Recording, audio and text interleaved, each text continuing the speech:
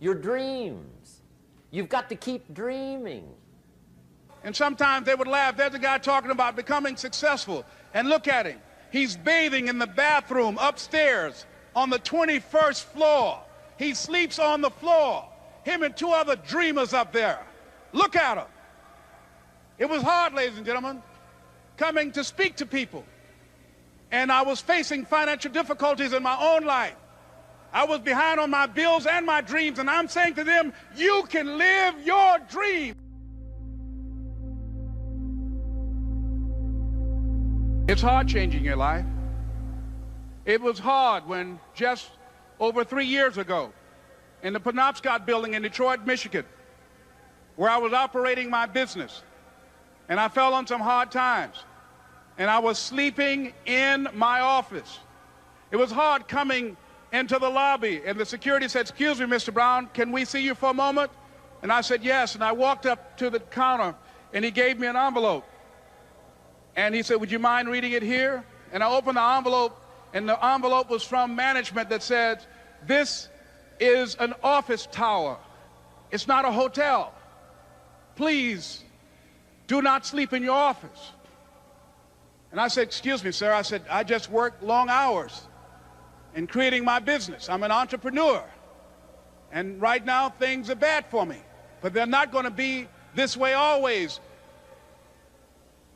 And I just asked for the opportunity to continue to operate like I'm doing. I'm not trying to make this my home.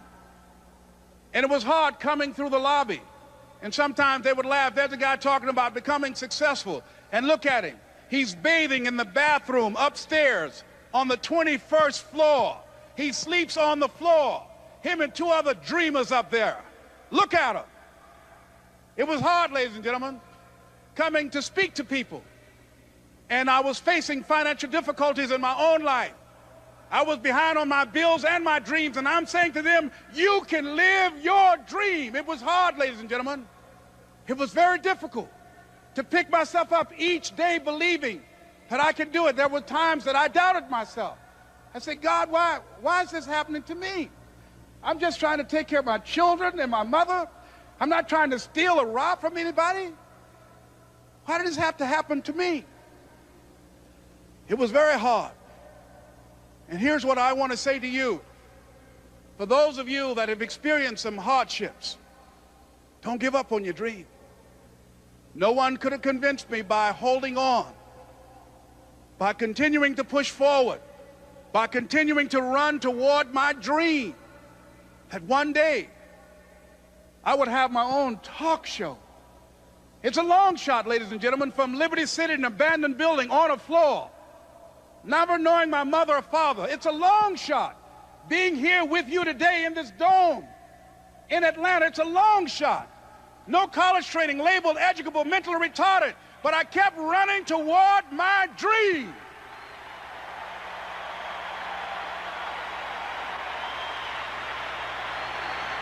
Don't stop.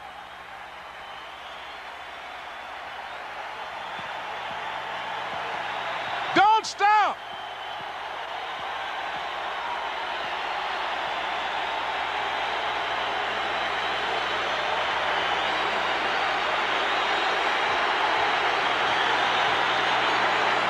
Don't stop running toward your dream.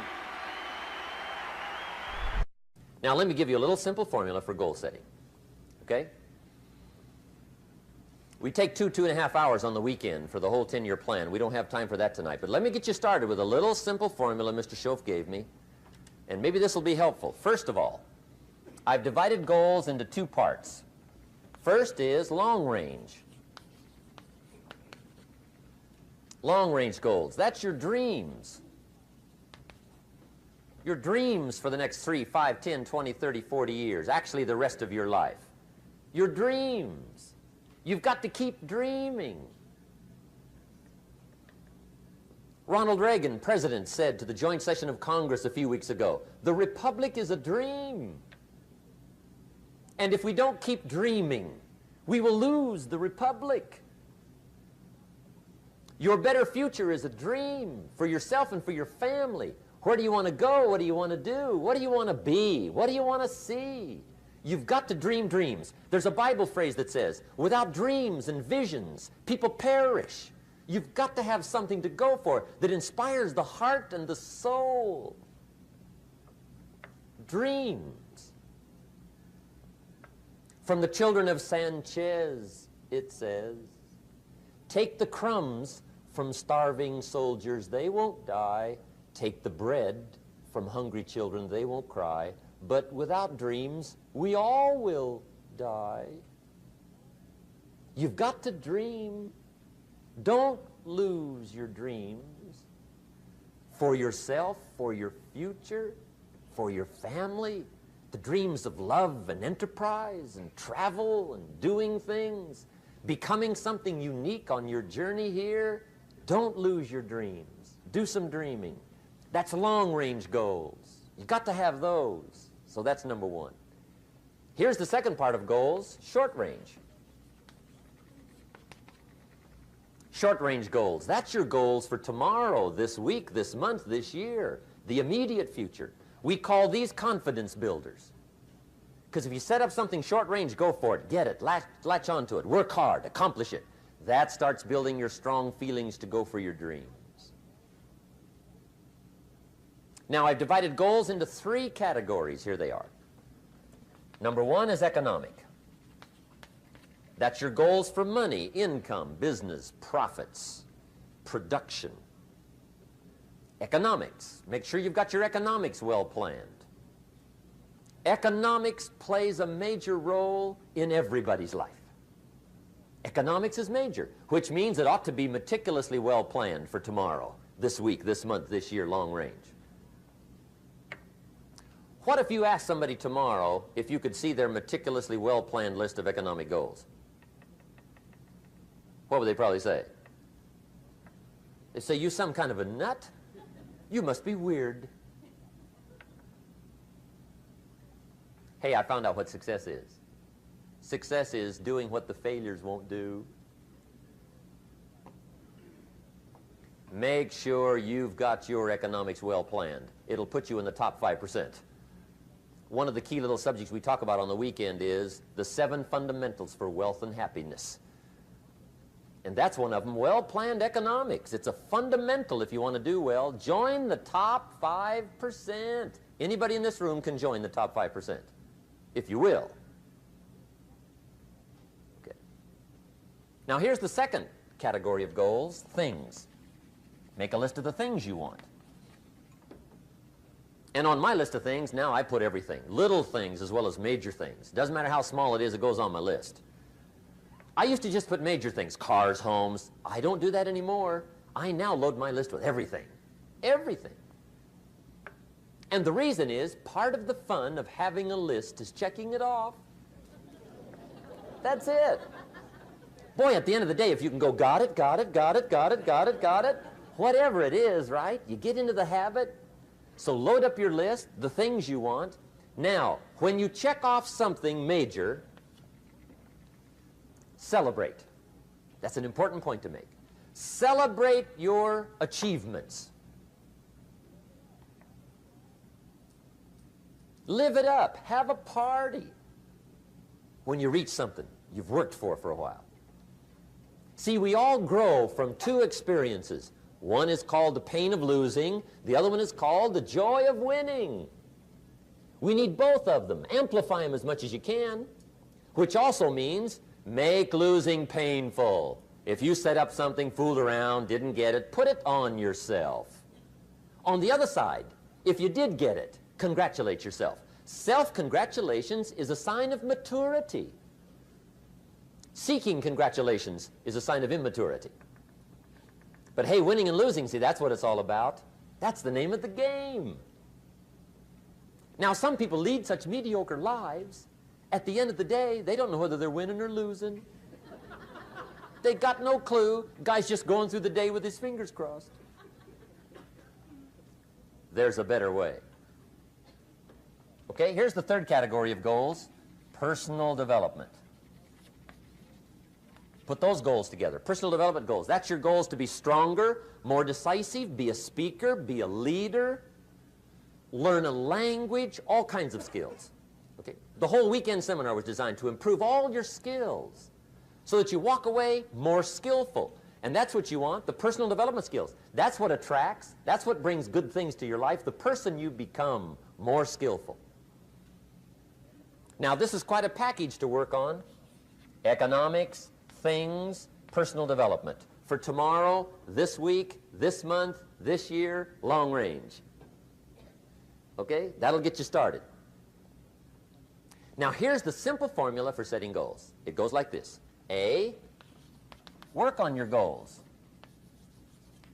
That's step one. Work on them. And I put the word work there deliberately. Setting goals is plain hard work. I don't want to kid you. We haven't come here tonight to kid each other.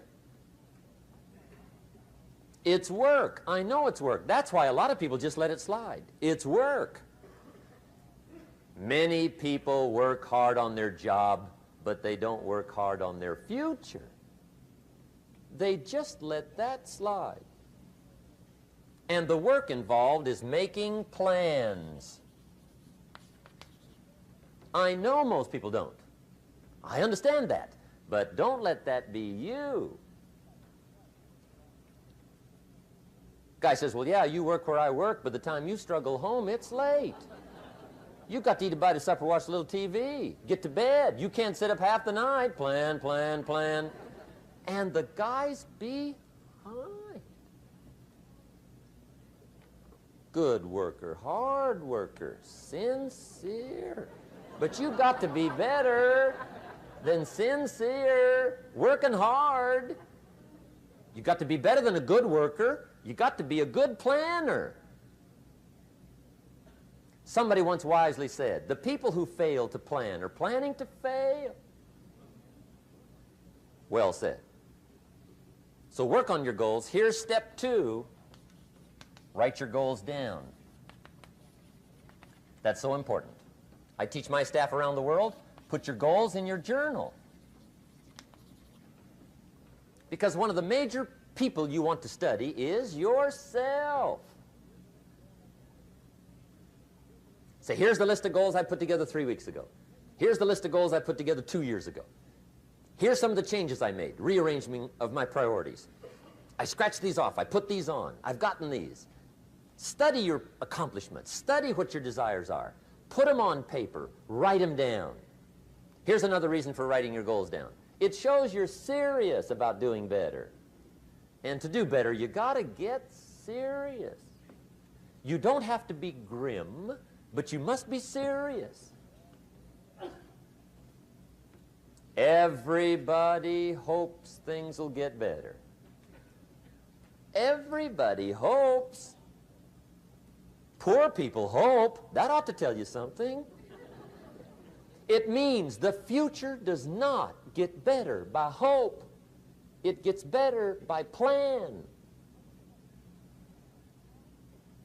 I used to have the affliction called passive hope. It's an affliction. It's bad. Probably what's even worse than that is happy hope. Now that is really bad. That's bad. Happy hope. The guy's 50 and he's broke and he's still smiling. See, that's not good. So get serious about your goals. Put them on paper. Write them down. There's all kinds. His goals, her goals, their goals. Business goals, financial independence goals, family goals. I mean, there's so many things to work on this that if you don't get busy and work on it, sure enough, the time will pass. And sure enough, 5 years from now, you'll wind up where you don't want to be, wearing what you don't want to wear, driving what you don't want to drive, being what you don't want to be. Now's the time to fix it. Now, here's the third step to your goals. Check the size of your goals and the kinds of goals. How big they are, what kind they are, affects you. And here's one of the important phrases of the evening. Your goals are affecting you, whatever they are. Your goals affect your handshake. Your goals affect your attitude, personality. Your goals affect the way you walk, the way you talk, the way you dress. All day long, we're being affected by our goals. Now, some people have goals, but they have such lousy goals. The effect is bad. I asked a guy one time, what are your goals for this month? The guy said, look, if I could just scrape up enough money to pay these lousy bills. That was his goal. I'm not saying it isn't a goal. It's a goal, but it's such a lousy goal, the effect is bad. You don't jump out of bed on Monday morning and say, oh boy, another chance to go out and scrape up the money to pay my lousy bills. See, you don't do that. Usually you say, oh, not another Monday.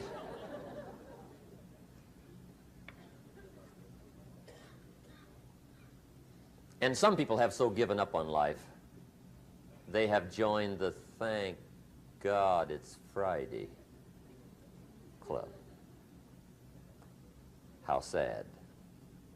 Surely those are the same people, when life is over for them, will say, thank God it's over.